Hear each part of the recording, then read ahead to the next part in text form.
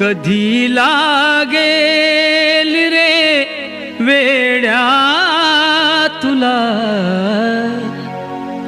गोडी अभंगाची, कधी लागेल रे वेड्या तुला गोडी अभंगाची. बघून घे सावळी मूर्ती आता त्या पांडुरंगाची.